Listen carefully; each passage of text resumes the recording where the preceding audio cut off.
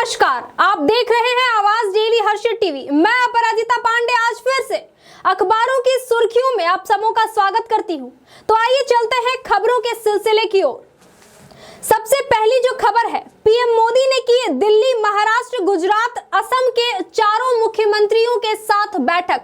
ये बैठक कल भी मैंने आपको बताया था, इन चारों राज्यों के मुख्यमंत्रियों के साथ पीएम मोदी करेंगे बैठक, ये मैंने कल बताया था। आज ये अखबार में प्रमुखता से छपी है कि बैठक हो चुकी है और ये जो बैठक है वो कोरोना को लेकर के थी, कोरोना में वैक्सीन के वितरण को लेकर के थी, उसके तैयारियों पर मंथन करने को लेकर के थी। इस पे झारखंड के सरकार हेमंत सोरेन ने कहा है कि स्थिति पर कड़ी नजर रखी जा रही है। आपको बता दूं कि कल भी मैंने बताया था झारखंड हाई अलर्ट पर है, खास करके दशहरा के बाद बंगाल से जो सटे जिले हैं झारखंड में वो हाई अलर्ट पे है। स्थानीय जो प्रशासन है वो इस पर काम कर रही है, रेगुलर मास्क चेकिंग कर रही है। तो आप सब भी संभल कर रहे, कोरोना का दूसरा फेज शुरू हो चुका है।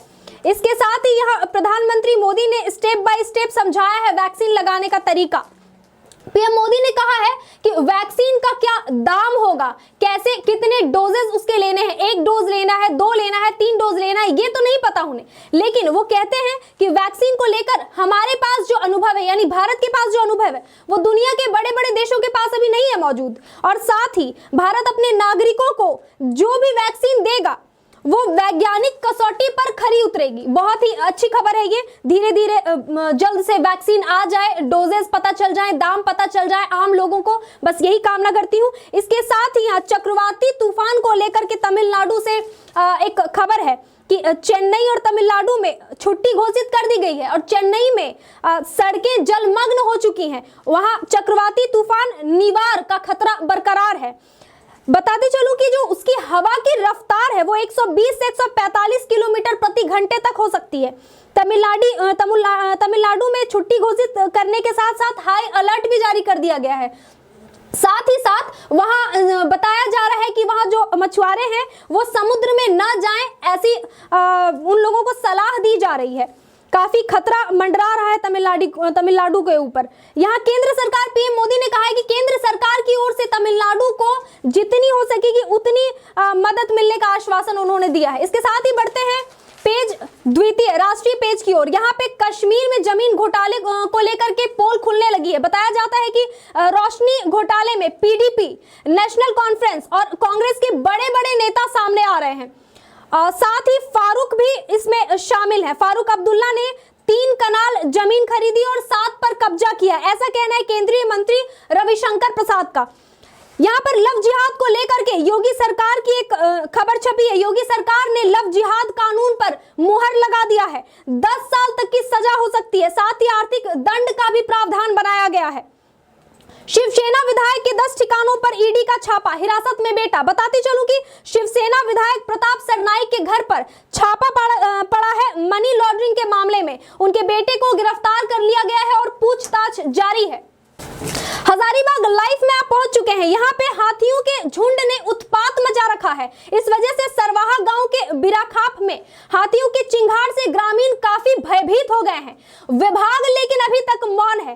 कई किसानों के फसल को नष्ट कर दिया है हाथियों ने। 22 हाथी शामिल हैं, 4 बच्चे शामिल हैं और एक अभी लापता है। काफी सहमे हुए, डरे हुए लोग हैं हाथी के चिंगार से वहां पे, पर विभाग अभी तक क्यों मौन है, प्रश्न तो ये उठता है। यहाँ पर बताते चलो कि 2 दिनों से आवाज अखबार और आवाज डेली हर्षित टीवी काफी प्रमुखता से हजारीबाग डेली मार्केट और मल्लाह टोली के कूड़े कचरे के अंबार लगे ढेर का खबर चला रहा था। इस आवाज अखबार और आवाज डेली हर्षित टीवी के खबर का ऐसा असर हुआ कि 12 घंटे के अंदर अंदर वहां के जो पदाधिकारी हजारीबाग के वहां डेली मार्केट में सफाई अभियान शुरू कर दिए, ऐसा इसका असर हुआ। साथ ही मल्लाह टोली की अगर बात करें तो अभी तक 5 दिनों से वहां ऐसा अंबार लगा हुआ है कचरे का और नाले में मछली के जो अवशिष्ट पदार्थों का साफ सफाई हुआ है, उस वजह से अगर जल्दी साफ नहीं किया गया तो मल्लाह टोली के वासी कहते हैं कि सड़क नाली में तब्दील हो जाएगा। नाली जो है वो सड़क पर फैल जाएगा पूरा कचरा उसका। तो आशा भरी नजरी निगाहों से तो हमेशा ही हर जगह के वासी नगर परिषद नगर निगम को देखते रहते हैं। अभी मल्लाह टोली की यही स्थिति है, जल्द से जल्द वहां का सफाया हो जाए, काफी खुशी की बात होगी। साथ ही यहाँ पे लंदन में रहने वाले ब्रिटिश नागरिक बिल लेथोर्न ने अपने फेसबुक अकाउंट पर बताया है, हजारीबाग की काफी बड़ाई की है। उन्होंने कहा है कि जब वो ब्रिटिश जब अभी बिहार झारखंड भी अलग नहीं हुआ था, आजादी के भी पहले जब वो यहाँ रह रहे थे, तो घने जंगल से घिरा हुआ था हजारीबाग शहर और जगह जगह शेर और अन्य जंगली जानवर घूमते फिरते थे। ब्रिटिश नागरिक ने यानी इन्होंने बिल लेथोर्न ने हजारीबाग के गौरवशाली अतीत का भी जिक्र किया है। साथ ही आजादी के पहले जो भी उन्होंने हजारीबाग में वक्त बिताए हैं उसका भी अच्छा खासा जिक्र किया है। आप पहुंच चुके हैं चतरा के पृष्ठ पर। वाहन मालिक जुगेश्वर साव की आत्महत्या से ग्रामीण उबले हुए हैं। ट्रक हाईवे एसोसिएशन ने आंदोलन की घोषणा कर दी है। ये काफी प्रमुखता से पूरे अखबार में लगभग ये खबर छपी है। आइए जानते हैं क्या ये पूरी खबर। परिजनों ने लगाया है ट्रांसपोर्टिंग कंपनियों पर आत्महत्या के लिए उकसाने का आरोप। एम्बुलेंस में रखे शव के साथ घंटों काटा बवाल। न्याय की मांग लेकर धरना पर बैठेंगे विस्थापित नेता आशुतोष मिश्रा।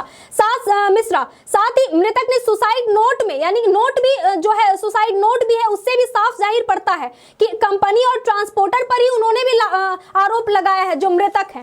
इसके नीचे ही टंडवा से एक फिर से उसी से रिलेटेड खबर है। ट्रक हाईवे ऑनर एसोसिएशन ने सीसीएल प्रबंधन और ट्रांसपोर्टरों का पुतला फूंका है। काफी आक्रोश में जान पड़ते हैं ये सभी लोग और आरोप ये है ट्रांसपोर्टिंग कंपनियों पर कि उन्होंने आत्महत्या के लिए उकसाया है। कोडरमा से एक बड़ी खबर सामने है। 33,000 घूस लेते राजस्व कर्मचारी को एसीबी ने रंगे हाथ पकड़ लिया है। गिरफ्तार कर हजारीबाग ले जाया गया है। हम जानते हैं कि हिंदू स्वावलंबियों की जो गौ माता की भी वो पूजा करते हैं। इतना ही नहीं, मानवता के भी दृष्टिकोण से अगर देखा जाए तो कोई भी पशु पक्षी अगर अन्न रहते हुए, अन्न का भंडार रहते हुए भी अगर भूखे पड़े हुए हैं और खाने से वंचित हैं तो ये बहुत ही शर्मनाक बात है। यहाँ पे कोडरमा से एक खबर है। गौशाला की करोड़ों की संपत्ति फिर भी गौमाता चारा पानी को है मोहताज। रामगढ़ में एक बड़ी सफलता लगी है सुरक्षा बलों को। पुलिस से लूटी गई जो राइफल समेत और भी कारतूस सब थे वो सारे जब्त कर लिए गए हैं चतरा में। प्रतिबंधित टीएसपीसी नक्सलियों ने पेट्रोलिंग पार्टी को निशाना बनाने के उद्देश्य से जंगल में गाड़ रखे थे हथियार। जी हाँ, बताती चलूं कि चतरा रामगढ़ में वो जो नक्सली लोग थे उन्होंने जो भी छीना झपटी कर राइफल और कारतूस वगैरह जमीन में गाड़ के रखा हुआ था, पुलिसकर्मी सुरक्षा बलों ने उसे जब्त कर लिया है। रामगढ़ पृष्ठ पर जो अंतिम में यहाँ बॉटम में खबर है, आज से देवउठनी एकादशी के साथ बजने लगेगी शहनाई। जी हाँ, बात कर रही हूँ कार्तिक मास के शुक्ल पक्ष की एकादशी तिथि को तुलसी विवाह जो किया जाता है उसकी। यहाँ पूरा डेटा, पूरा विवाह मुहूर्त वगैरह सब दिया हुआ है, आप सभी इससे जानकारी ले सकते हैं। आवाज अखबार के रामगढ़ पृष्ठ के बॉटम से। हजारीबाग आसपास में जो सबसे प्रमुखता से खबर दिख रही है बड़का गांव से दिख रही है। बड़का गांव में धान खरीद को लेकर बिचौलिए हावी हो गए हैं किसान पर। किसानों को सही और उचित मूल्य नहीं मिल पा रहा है। केवल 12 रुपए प्रति किलो धान बेचने पर मजबूर हो चुके हैं किसान। संपादकीय पेज में आप सबों का स्वागत करूंगी, लेकिन तब तक चाहती हूं एक छोटा सा ब्रेक। अखबारों की सुर्खियों में एक बार फिर से स्वागत करती हूं मैं अपराजिता पांडे आप सबों का। संपादकीय पृष्ठ की बात कर रही थी। हर दिन की तरह ललित गर्ग की एक लेख है, सभ्य समाज का नासूर है नारी हिंसा और उत्पीड़न। साथ ही संजय सागर की एक लेख छपी है, कब तक ठगे जाते रहेंगे बिचौलियों के हाथ किसान। हर बार यहाँ मैं बताना चाहती हूँ कि हर बार जो खबर मुख्य खबर मैं आप सबों के बीच रखती हूँ और जो आवाज अखबार छापती है वही संपादकीय पृष्ठ में जानकारी का निचोड़ यहाँ पे छपता है। तो फिर से एक बार छात्र छात्राओं को कहना चाहूंगी कि विचार विमर्श की शैली की क्षमता बढ़ानी है, विचार विमर्श करने की जो क्षमता है उसे डेवलप करना है तो आवाज अखबार के संपादकीय पेज को हर दिन अध्ययन करें। साथ ही यहाँ पे बाल मुकुंद ओझा की एक लेख है, खोखले साबित हो रहे महिला सुरक्षा के तमाम दावे। यहाँ जो ललित गर्ग और बाल मुकुंद ओझा की जो दोनों लेख है, सभ्य समाज का नासूर है नारी हिंसा और उत्पीड़न, और यहाँ जो बाल मुकुंद ओझा की लेख है, खोखले साबित हो रहे महिला सुरक्षा के तमाम दावे। प्रतीत होता है ऐसे इस हेडलाइन से कि ये नारी सुरक्षा, हिंसा, इन सारी चीजों को लेकर के ही ये लेख है, और जो नारी सुरक्षा के लिए बड़े बड़े दावे और बड़े बड़े वायदे किए जाते हैं, बड़े बड़े नियम कानून होते हैं, उस पर किस हद तक अप्लाई किया जा रहा है। बंगाल पृष्ठ में बताते चलूं कि केंद्र सरकार की जन विरोधी नीतियों के खिलाफ आगामी 26 नवंबर को भारत बंद को सफल बनाने के लिए खोरीबाड़ी में माकपा व कांग्रेस पार्टी ने संयुक्त रूप से बैठक की है। हेडलाइन है, भारत बंद को सफल बनाने के लिए माकपा कांग्रेस ने की संयुक्त बैठक। हजारीबाग, चतरा, कोडरमा, बोकारो, बेरमो ही नहीं बल्कि भारत पे हर जगह जो है वो वाहन चेकिंग अभियान जारी है, साथ ही मास्क चेकिंग अभियान जारी है। यहाँ बोकारो बेरमो से एक खबर है कि फुसरों में ट्रैफिक डीएसपी ने चलाया मास्क और वाहन जांच अभियान। दोनों ही चीजें मैं आवाज टीम की तरफ से आप सबों से बोलना चाहूंगी कि जो मास्क जांच है और वाहन जांच है, दोनों ही हम सब की सुरक्षा के लिए है। वाहन जांच के वाहन में अगर सभी कागजात सही नहीं रहेंगे तो कोई भी फ्रॉड करके आपके बाइक को, आपकी गाड़ी को चोरी करके निकल सकता है। इस वजह से कागजात की जांच होती है, हेलमेट की जांच होती है, तो आपकी सुरक्षा के लिए होती है।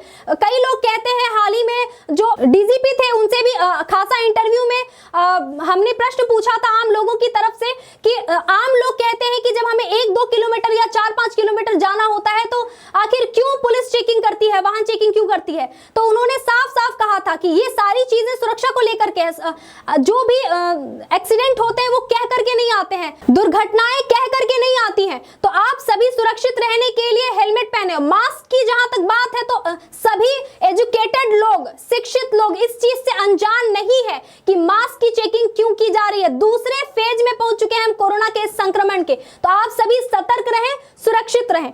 आवाज अखबार की बोकारो लाइव में पहुंच चुकी हूं। सिटी सेंटर के 2 दर्जन से अधिक फुटपाथ दुकानदार पर भुखमरी के कगार पर, आग लगने से 2 दर्जन से अधिक दुकानें जलकर स्वाहा हो गई है। बात कर रही हूं बोकारो लाइव की। यहाँ पे एक खबर है, जहां इस कोरोना से कई लोग बेरोजगारी को जबरन बेरोजगारी गले पड़ गई है लोगों की, वहां पर ऐसी जो घटनाएं हो जाती हैं, दुकानें जल जाना, जीविकोपार्जन के लिए जो चीजें वो लोग करते हैं, दुकान बनाते हैं, उसे मेहनत से सजा संवार कर दुकान में बैठते हैं, दिन प्रतिदिन ग्राहक आए ना आए इस कोरोना के टाइम में, क्योंकि कई लोग बेरोजगारी से जूझ रहे हैं, फिर भी वो इतनी मेहनत करते हैं और फिर उनकी दुकानें अगर जल जाती है तो ऐसा प्रतीत होता है जैसे जीवन भर की मेहनत जल गई हो, स्वप्न जल गया हो। तो इसके लिए भी अगर आप संभल करके रहे तो ज्यादा बेहतर होगा। इधर उधर अभी हाल ही में कई ऐसे न्यूज आए हैं, मैंने भी आप लोगों के साथ शेयर किया है कि दीपावली में पटाखे मना किए गए हैं जलाने के लिए, फिर भी लोग जला रहे हैं। इस वजह से भी दुकानें जो है जलनी शुरू हुई है। एक दुकान इसके साथ साथ 2-4 दुकानें जल गई हैं, घर जल गए हैं।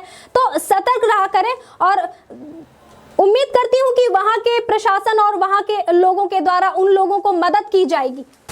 व्यापार वाणिज्य में जो प्रमुखता से खबर बॉटम पर छपी, Ali express, Alipay cashier, pan card समेत 43 और चीनी मोबाइल ऐप पर पाबंदी लगा दिया गया है। जी हां, चीन के और भी 43 plus Ali express, Alipay cashier और पैन कार्ड समेत बहुत सारे एप्लीकेशंस पर पाबंदी लगा दिए गए हैं। कहा जाता है ऐसे ऐप देश की संप्रभुता और अखंडता के लिए खतरा है। खेल कूद में एक प्रमुखता से खबर छपी है, टीम इंडिया को करारा झटका, रोहित ईशांत 2 टेस्ट से बाहर। अखबारों की सुर्खियों में पहुंच चुकी हूं आखिरी पन्ने पर। यहां पर जो बहुत ही महत्वपूर्ण खबर छपी है, कोरोना महामारी की भविष्यवाणी करने वाले निकोलस आजुला का दावा। यहाँ निकोलस आजुला जो है वो कोरोना वायरस को लेकर के, वैश्विक महामारी को लेकर के जहां एक पूरी दुनिया भय के खाई में ढकेली जा रही है, वहीं पर इन्होंने और भय के खाई में ढकेल दिया लोगों को और भविष्यवाणी कर डरा सहमा दिया लोगों को। ये कह रहे हैं कि 2021 में भी नहीं मिलने वाली है कोरोना से राहत। इसके साथ ही एक और भविष्यवाणी और भी भविष्यवाणियां 2021 के लिए आजुला ने की है। आइए जानते हैं क्या है वे भविष्यवाणियां। आजुला ने कहा है कि 2021 में दुनिया भर में बड़े स्तर पर विरोध प्रदर्शन होंगे, अशांति का माहौल बना रहेगा और यह दौर अगले 2 से 3 सालों तक जारी रहेगा। इस विषय में और भी आप जान लें। मैं अभी तत्काल ये बता देती हूँ कि आखिर कौन है ये निकोलस आजुला। जिस तरह की निकोलस आजुला की भविष्यवाणियां हैं, स्वयं को लेकर वह जो बताते हैं वह भी कम अजीबोगरीब नहीं है। औजुला के अनुसार वह हजारों बार जन्म ले चुके हैं। उनके अनुसार अपने पिछले जन्मों में से एक में से वह मिस्र की रानी थे और एक अन्य जन्म में वह शेर थे। उनका कहना है कि मुझे अपनी क्षमताओं का आभास करीब 17 वर्ष की आयु में हुआ था। औजुला कहते हैं कि एक जन्म में मैं दूसरी गैलेक्सी में भी रह चुका हूं। उन्होंने प्रसिद्ध हॉलीवुड अभिनेता टॉम क्रूज के स्वास्थ्य को लेकर भी कुछ बातें कही हैं।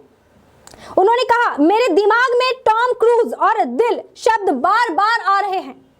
शायद उन्हें दिल से संबंधित किसी बीमारी का सामना करना पड़ेगा या उनके जीवन में ब्रेकअप जैसी कोई समस्याएं आ सकती हैं। इसके साथ ही इस मजेदार न्यूज के साथ ही या तो ये सच भी हो सकती है या फिर उनकी मानसिक स्थिति भी ठीक ना हो, ऐसा भी हो सकता है। तो पक्के तौर पर हम कुछ नहीं कह सकते। इसके साथ ही अखबारों की सुर्खियों में खबरों का ये सिलसिला यहीं पे समाप्त करती हूँ। आवाज डेली हर्षित टीवी के साथ मैं अपराजिता पांडे। नमस्कार।